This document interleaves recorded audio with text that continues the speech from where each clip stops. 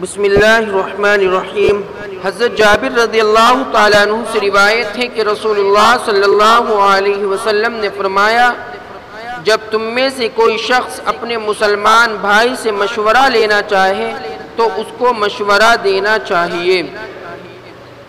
حضرت جریر بن عبداللہ سے روایت ہے کہ رسول اللہ صلی اللہ علیہ وسلم نے فرمایا، اللہ تعالیٰ ایسے شخص پر رحم نہیں فرماتا جو لوگوں پر رحم نہیں کرتا۔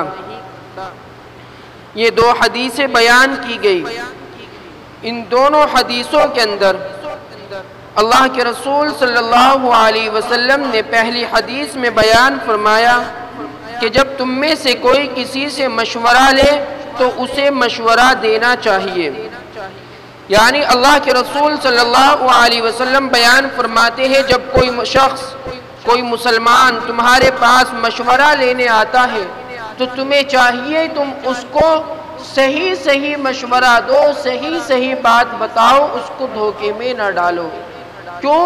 کیونکہ وہ تم کو امین سمجھ کر، یہ سمجھ کر کہ آپ اس کو صحیح بات بتاؤ گے، اس لیے وہ تمہارے پاس مشورہ لینے آ رہا ہے۔ جب وہ تمہارے پاس مشورہ لینے آ رہا ہے، اب تمہاری ذمہ داری ہے اس کو صحیح راہ اور صحیح بات بتانا۔ دوسری حدیث کے اندر اللہ کے رسول صلی اللہ علیہ وسلم فرماتے ہیں کہ تم لوگوں پر رحم کرو۔ اگر تم لوگوں پر رحم نہیں کرتے تو اللہ کے رسول فرماتے ہیں کہ اللہ تعالیٰ ایسے شخص پر رحم نہیں فرماتا۔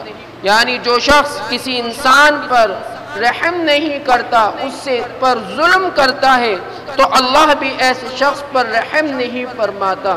یعنی اللہ تعالیٰ ایسے شخص کو اپنی رحمت سے دور فرما دیتا ہے، دور کر دیتا ہے۔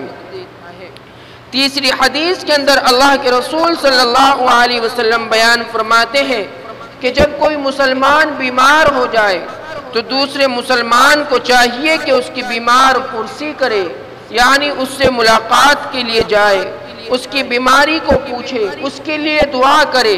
یہ اللہ کے رسول فرماتے ہیں، اور فرماتے ہیں اللہ رب العزت فرماتے ہیں تو بھی پاکیزہ ہے۔ ایسے شخص کے بارے میں اللہ کے تعالیٰ فرماتے ہیں جو کسی بیمار کی بیمار پرسی کرتا ہے، اس کی طبیعت خراب ہے، اس سے ملاقات کے لیے جاتا ہے، تو اللہ تعالیٰ ایسے شخص کے بارے میں فرماتے ہیں بندے تو پاکیزہ ہے، تیرا یہ چلنا بھی پاکیزہ ہے، تو نے جنت میں اپنا مقام بنا لیا۔